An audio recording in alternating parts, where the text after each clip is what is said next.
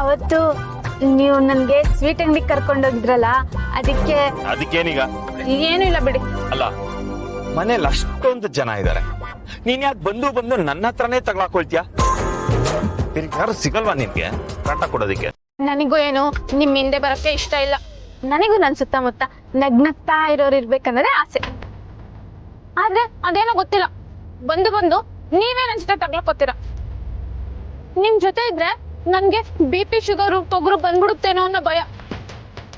ಆಮೇಲೆ ನಾನು ನಿಂತ ಮುಖನ ಯಾವಾಗ್ಲೂ ಉಪ್ಪು ಅಂತ ಓದಿಸ್ಕೊಂಡು ಕೂತ್ಕೋಬೇಕಾಗುತ್ತೆ.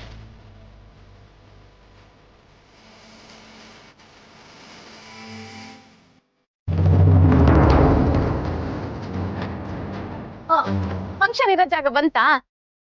ಇಳಿ ಕೆಳಗೆ. ಯಾಕೆ? ಮೊದ್ಲು ಇಳಿ ಹೇಳ್ತೀನಿ.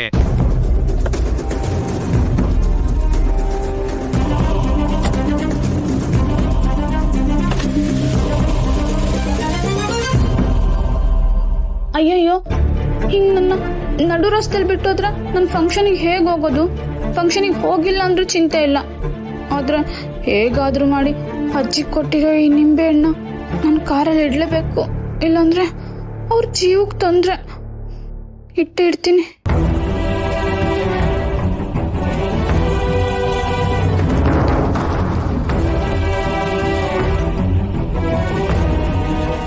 ದಯವಿಟ್ಟು ಬಾಗಿಲು ತೆಗಿರಿ, ನಾನು ನಿಮ್ ಜೊತೆ ಬರ್ತೀನಿ. ನಿಮಗೇನು ತೊಂದ್ರೆ ಕೊಡಲ್ಲ, ಏನು ಮಾತಾಡಲ್ಲ. ಬಾ ದಾರಿಗೆ. ಇನ್ಮೇಲೆ ನನ್ನ ಬಗ್ಗೆ ಒಂದು ಏನಾರು ಮಾತಾಡಿದ್ರೆ ತಿಟ್ಟಿಕ್ ಅನ್ಬೇಕಲ್ಲ.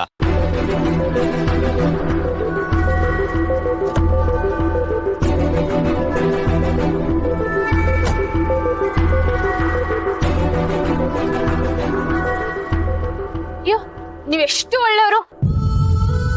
ಹಳ್ಳಿಯಿಂದ ಬಂದಿರೋ ನನ್ಗೆ ಸಹಾಯ ಮಾಡ್ತೀರಾ, ಸ್ವೀಟ್ ಅಂಗಡಿಗೆ ಕರ್ಕೊಂಡು ಹೋಗ್ತೀರಾ, ಮತ್ತೆ ಸಿಂಧು ಮದ್ವೆಗೂ ಒಪ್ಕೊಂಡಿದ್ದೀರಾ, ಮನೆಯವರೆಲ್ಲರ ಹತ್ರ ಚೆನ್ನಾಗಿ ಮಾತಾಡ್ತೀರಾ, ನಗ್ನಗ್ತಾ ಇರ್ತೀರಾ. ನೀವು ತುಂಬಾ ಒಳ್ಳೆಯವರು. ಅದಕ್ಕೆ ನೀವು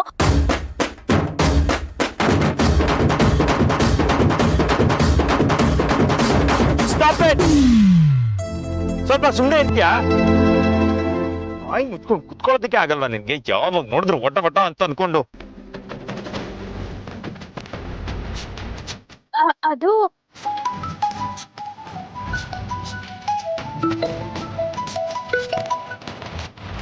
ಹಲೋ